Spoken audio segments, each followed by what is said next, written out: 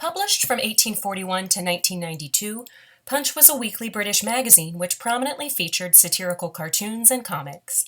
Having published almost 8,000 issues, Punch serves as important reference material, as the magazine offers a glimpse into British opinion across different time periods. According to the Punch Historical Archive, Punch was the world's most celebrated magazine of wit and satire, imitated, parodied, and pirated from America to India and Japan. The height of Punch's influence was from the 1840s to 1860s, when the magazine's founders helped develop the cartoon into what is known today as satirical illustration. Punch began as a soapbox for social justice and played a major part in the formation of a British national identity, both in terms of how the world viewed the British and how the British viewed themselves.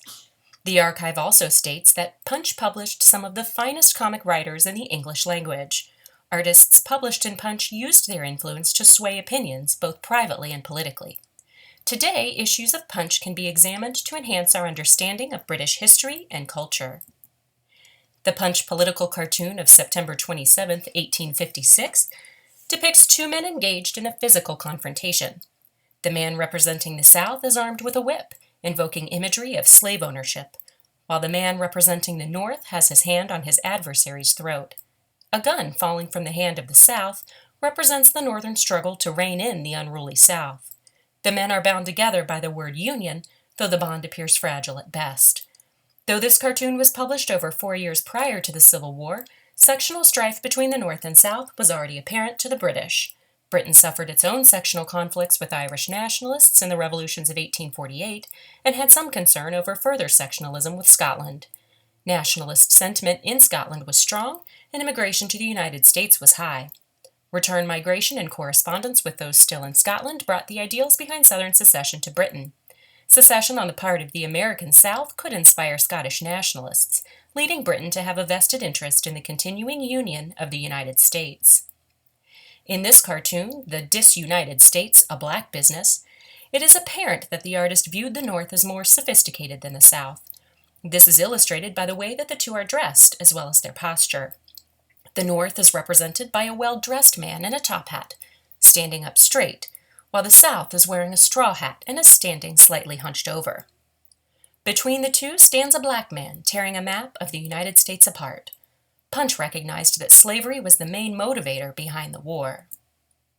Caesar Imperator, the American Gladiators, was published 5 years later than the previous cartoon, and it is clear that opinions have not changed much. Here, the two combatants are depicted as gladiators, the North sporting neatly combed hair, while the South's hair is unkempt and his stance is wilder.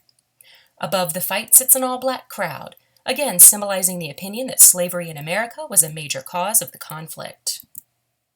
In Over the Way, Punch deftly addresses the effect of the American Civil War on the British textile industry. Prior to the outbreak of the Civil War, the United States supplied 77% of the cotton used in British mills. After the war began, however, Britain's supply of American raw materials was cut off, first by the Confederate embargo and then by the Union blockade. Over the Way illustrates the need for the British to begin looking elsewhere for the raw cotton it required to keep their mills running and their citizens working. As shown in this cartoon, Britain began to look towards its colonial holdings in India to supply the cotton that it so desperately needed. An article printed in the Glasgow Daily Herald in 1863 compared the cotton trade in 1860 to that in 1862. Declining demand, coupled with increasing prices, brought an end to a 20-year period of growth in the industry. The article also compares the sources of raw cotton imports in these two periods. In 1860, the U.S. provided 2,580,700 bales, a number which decreased to an estimated 70,000 bales by 1863. In contrast, the export of cotton from the East Indies was expected to double by 1863. This dramatic increase in cotton production and export in India changed the country's infrastructure irrevocably, which serves as yet another example of the global influence of the American Civil War. The Herald states that, though we do not express any opinion as to the duration of the strife in America, it seems likely that the temporary check to the prosperity of our local industry must continue. This same sentiment is echoed by Punch in their cartoon. Over the Way provides evidence as to the far-reaching effects of the war in America, as well as the British frustration over a foreign war's impact on their economy. This image, published in Punch in September of 1864, depicts what appears to be a British-produced Armstrong gun. British arms manufacturers sold their wares to both the North and the South during the Civil War. This illustration unflinchingly shows the death and destruction caused by the war.